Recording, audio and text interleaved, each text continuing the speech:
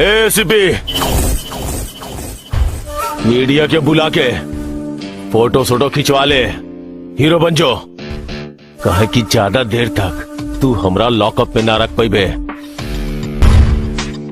पता है मुझे, क्योंकि फांसी का फंदा तेरा इंतजार कर रहा है। अपने भाई को फोन लगा, कहो बचा ले। तू जाने ले हमार भाई के बा, जाने ले हमार भाई के नाम बा तांडव। और ये पूरा ब्रह्मांड में सिर्फ 2 गो तांडव बाड़े, एगो ऊपर और नीचे हमार भाई। गलत कर रहल बाड़े तू एसीपी, गलत गिरेबान पे हाथ डाल ले हते। सनी के बारे में सिर्फ सुना होगा, मैं साक्षात सनी हूं। तेरे साथ तेरे भाई को भी लेकर जाऊंगा। अबे चुप! 2 कौड़ी की धमकियां 2 कौड़ी के लोग ही देते हैं। हम वो हैं जो डायरेक्ट ठोक देते हैं।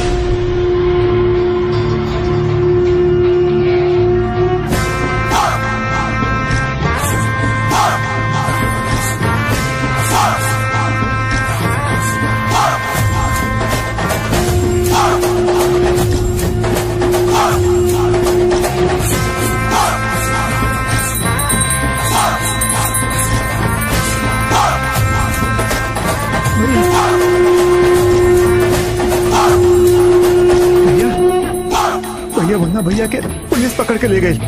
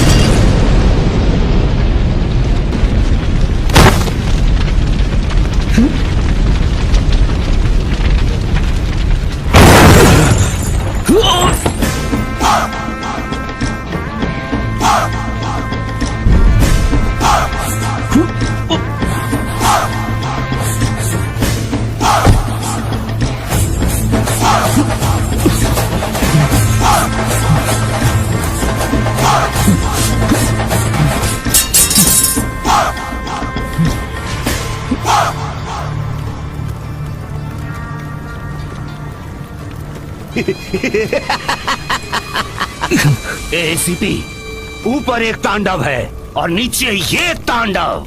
सृष्टि में 2 ही तांडव हैं। इन दोनों से जो भी टकराएगा चूर चूर हो जाएगा।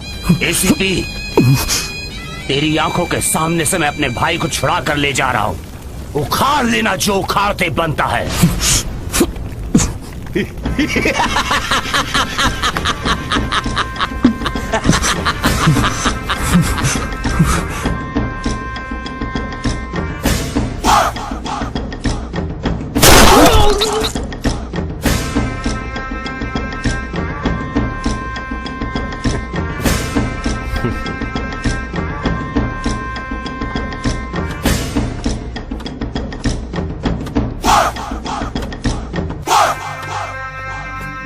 प्रणाम भैया।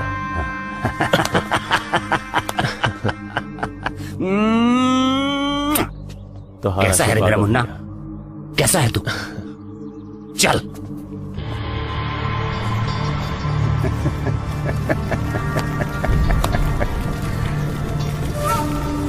मरेगा। चल।